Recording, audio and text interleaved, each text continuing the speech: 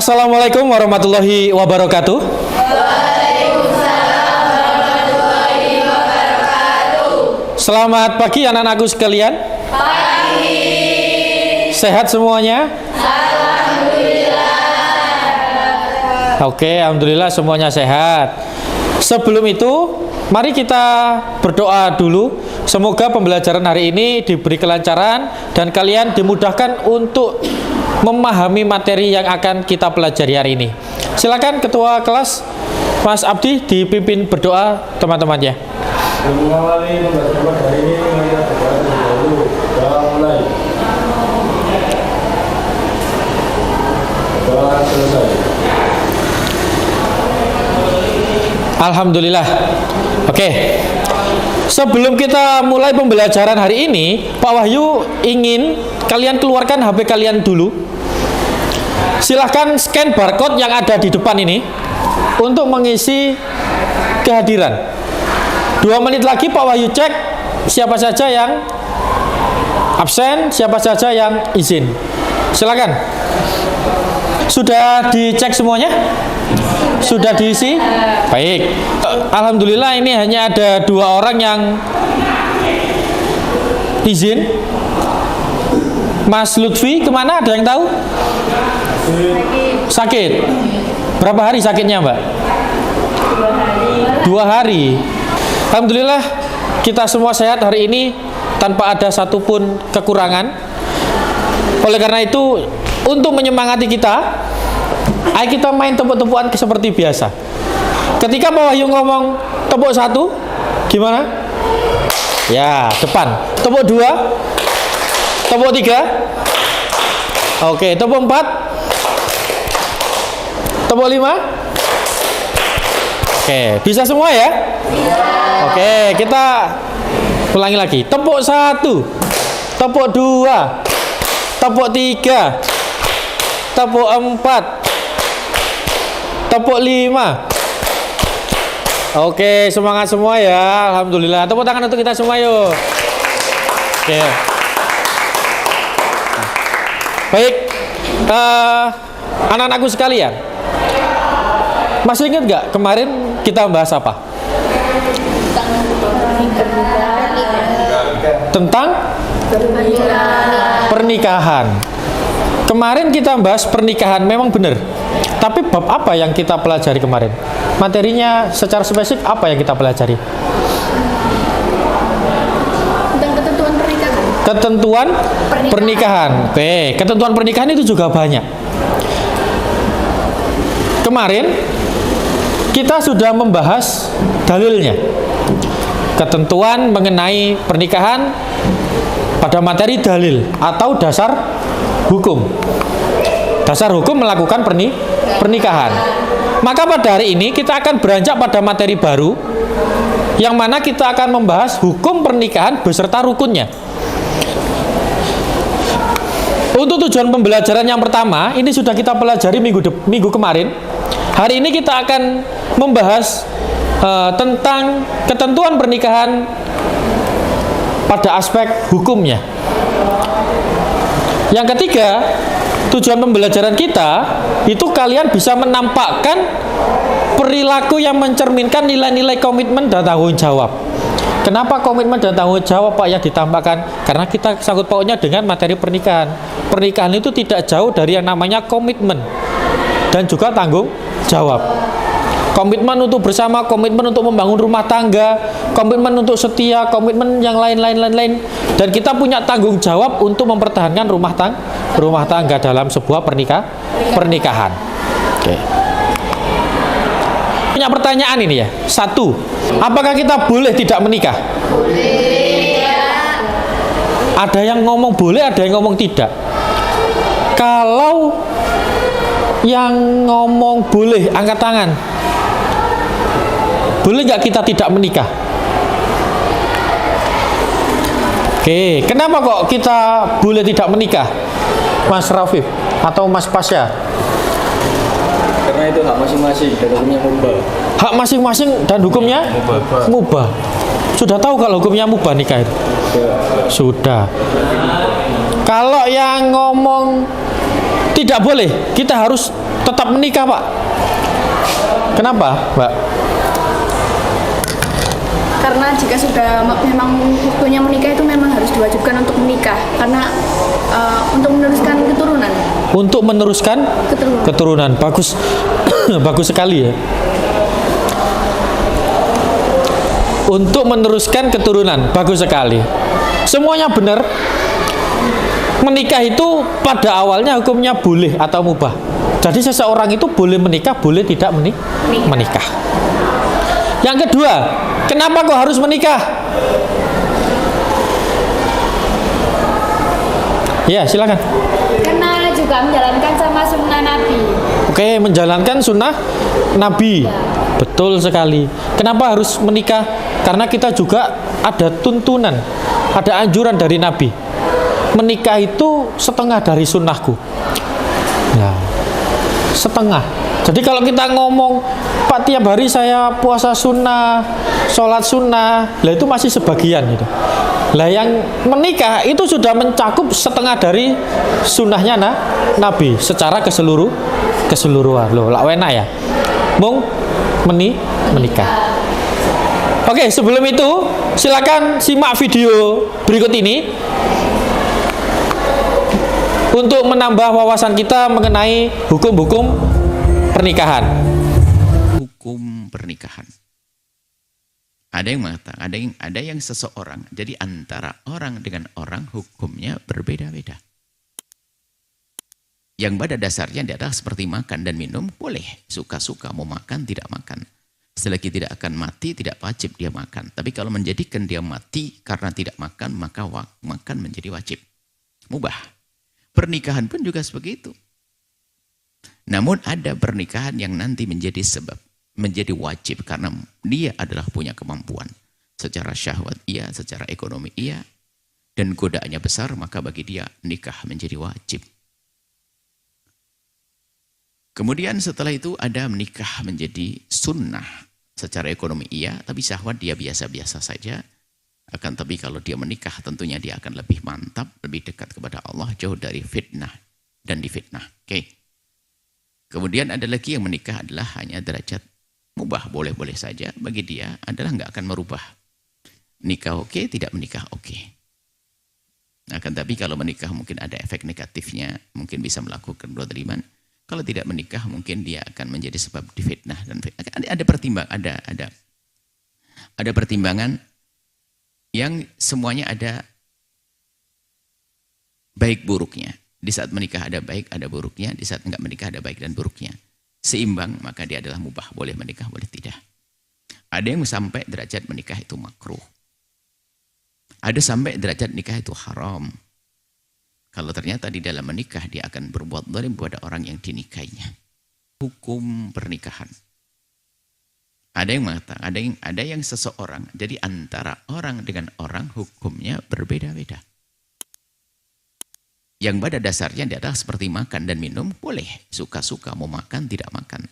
Selagi tidak akan mati, tidak wajib dia makan. Tapi kalau menjadikan dia mati karena tidak makan, maka makan menjadi wajib. Mubah. Pernikahan pun juga seperti itu.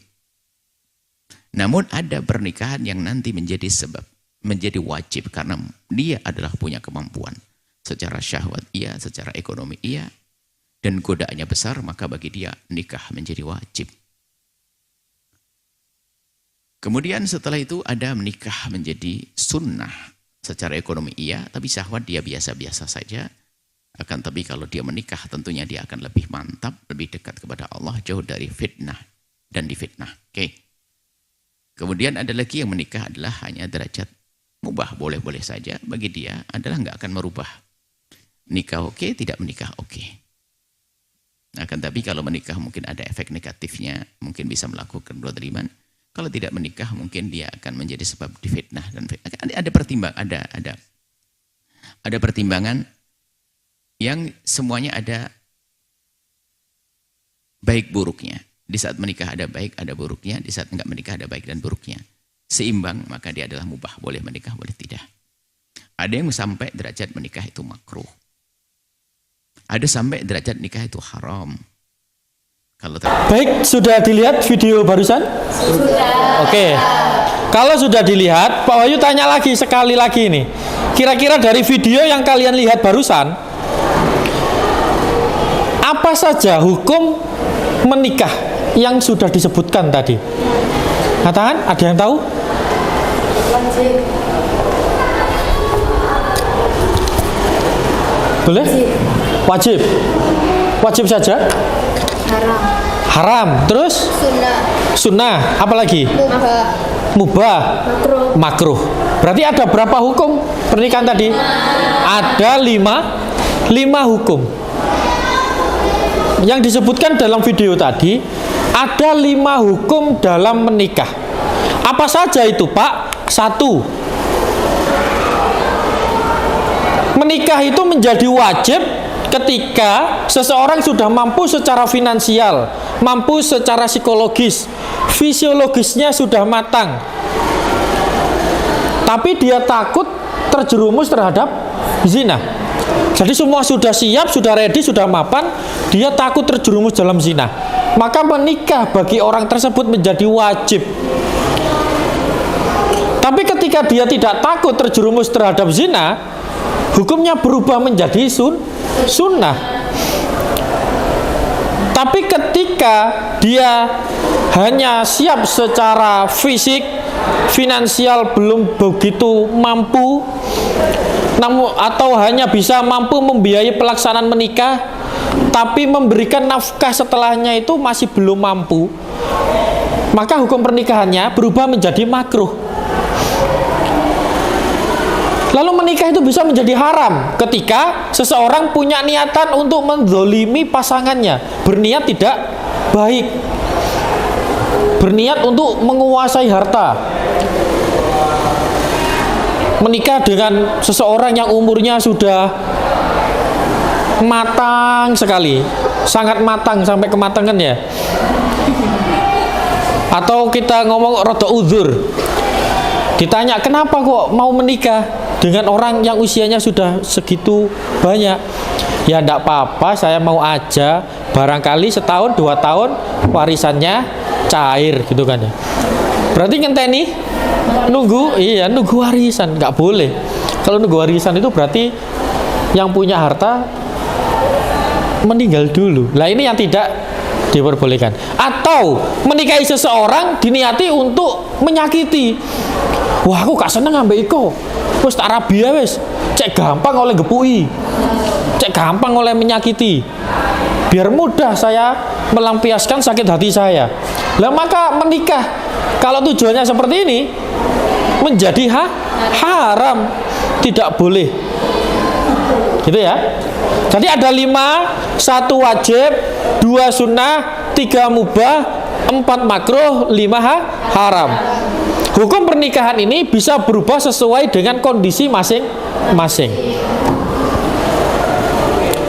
Kalau yang perempuan di sini insya Allah sudah sunnah untuk menikah.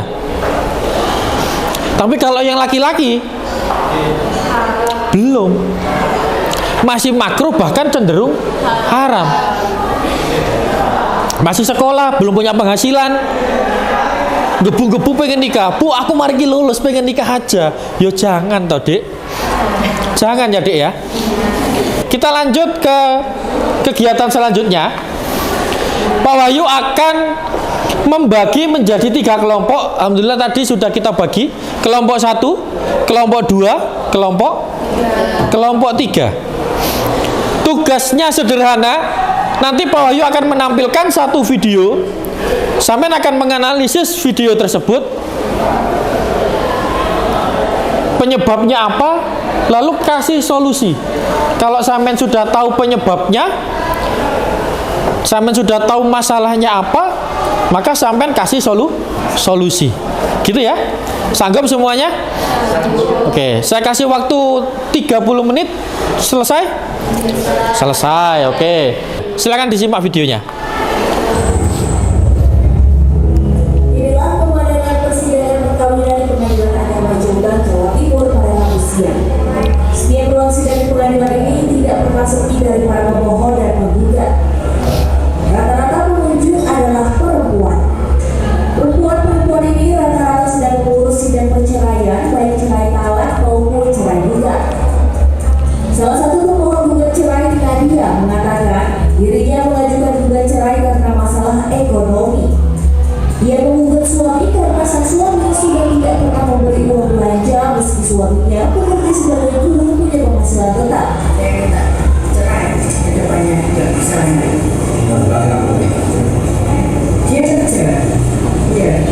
Tidak pernah dengar. Malah dia sekarang sudah berjalan punya SM.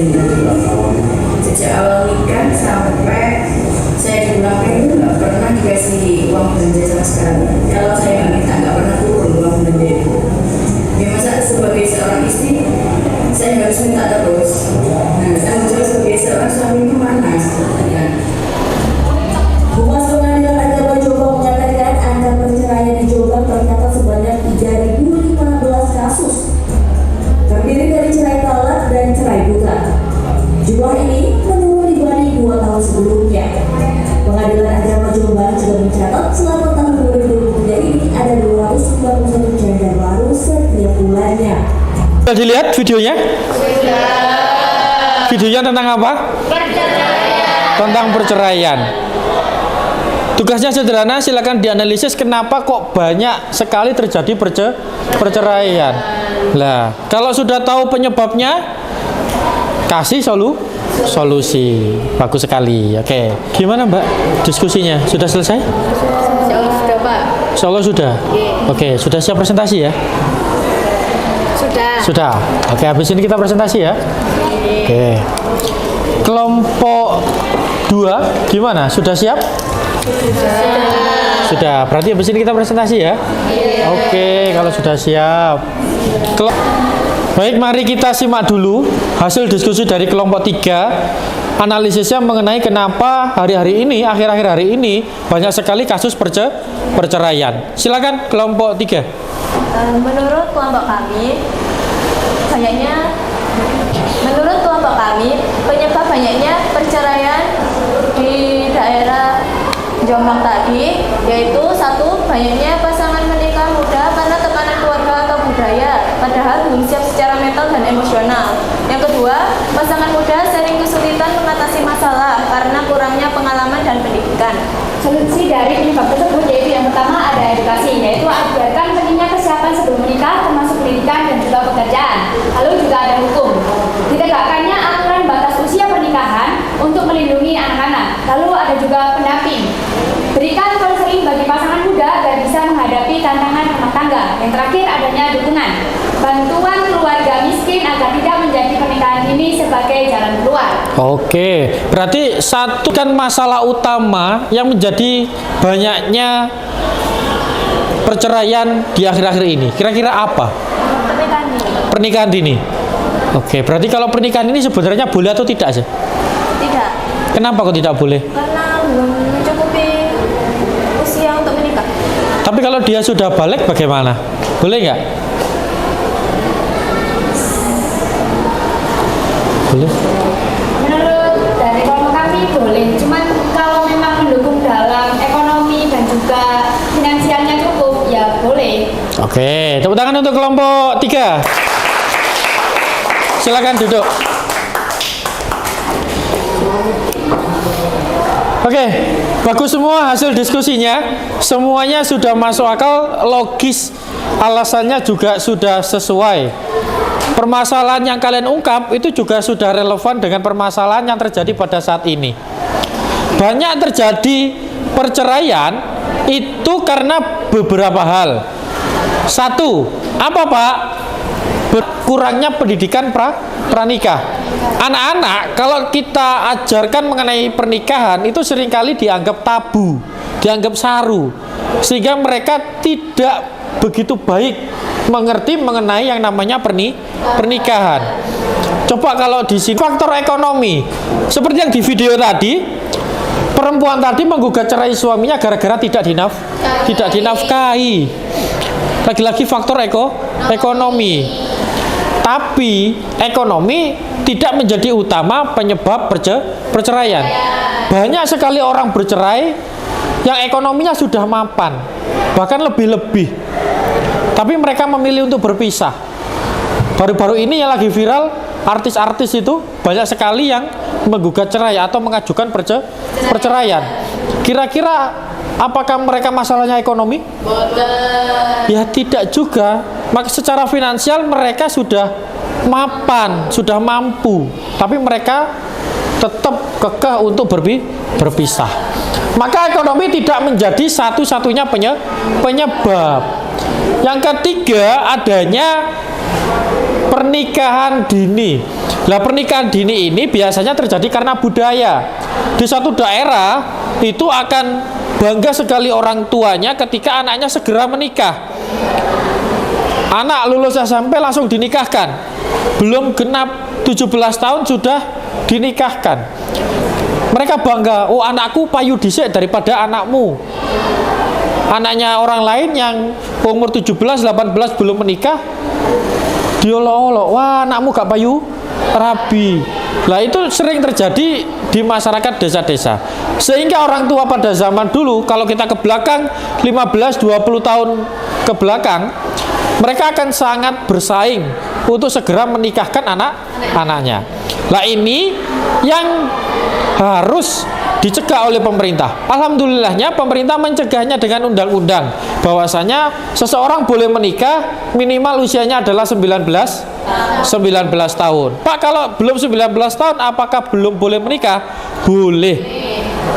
Nanti ngajukan dispensasi umur. Nanti ngajukan dispensasi umur untuk bisa menikah. Gitu ya. Kegiatan selanjutnya, Pak Wahyu ingin mengevaluasi kalian.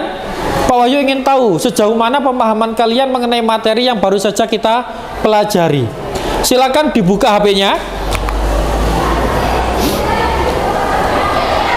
Akan Pak Wahyu kasih satu barcode, silakan di-scan dan dikerjakan. Boleh dimulai dari sekarang.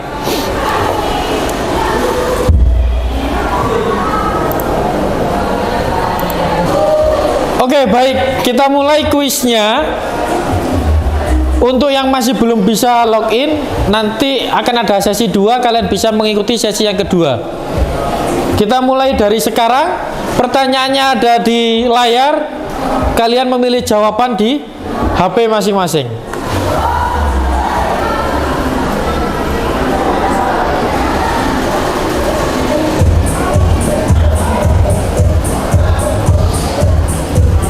Oke, 17 orang sudah menjawab. Kayaknya ini mudah ya. Oke, 18 orang semuanya betul. Kita lihat siapa ya yang paling tinggi.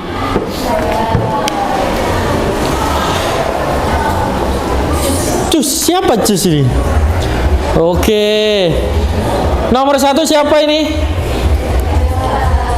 Marcella. Tepuk tangan untuk Marcella.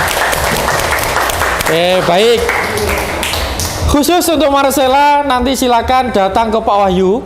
Pak Wahyu akan memberikan kamu sebuah bacaan. Kamu baca bacaan itu agar kamu akan lebih memahami materi pernikahannya. Gitu ya? Oke. Untuk yang nilainya masih belum mencapai KKM, jangan sedih hati, masih ada kesempatan untuk kalian memperbaikinya. Datang ke Pak Wahyu juga, Pak Wahyu akan kasih bacaan dan juga evaluasi lagi. Gitu, oke? Sanggup semuanya? Sanggup. Baik. Baik. Tadi kita sudah melakukan evaluasi. Sekarang Pak Wahyu mau tanya-tanya sedikit. Kira-kira kamu senang nggak pelajaran hari ini? Senang. Marcella, bagian apa yang kamu senangi hari ini? Saya senang saat ketika mengetahui apa saja yang menjadi ketentuan-ketentuan dalam menjalankan pernikahan. Oke. Ya. Gitu. Iya. Yang lain senang dalam hal apa pelajaran hari ini? Banyak videonya? Banyak gambarnya? Oke. Kuisnya juga seru? Ya. Oke, bagus. Kira-kira yang paling bermanfaat dalam pelajaran hari ini apa ya?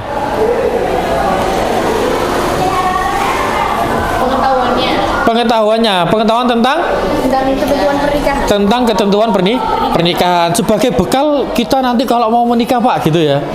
Biar kita tidak ngambang, kita mau ngapain nanti, daftarnya kemana, dasar hukumnya ke apa, nanti kalau kita disakiti suami kita harus apa. Nah, kita pelajari itu semuanya ya. Oke, bagus sekali. Alhamdulillah pelajaran hari ini sudah selesai. Alhamdulillah. Sebelum itu Pak Wahyu kasih satu tugas lagi. Silakan scan barcode yang ada di depan. Silakan dibaca dan silakan dikerjakan pertanyaan-pertanyaan yang ada di dalamnya.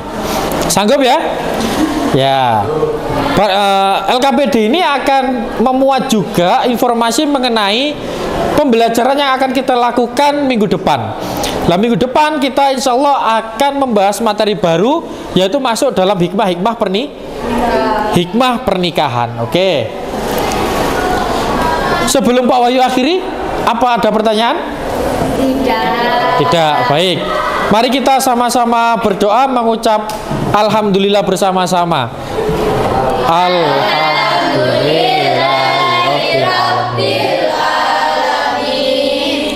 Pak Wahyu akhiri, mohon maaf apabila ada salah kata. Wassalamualaikum warahmatullahi wabarakatuh.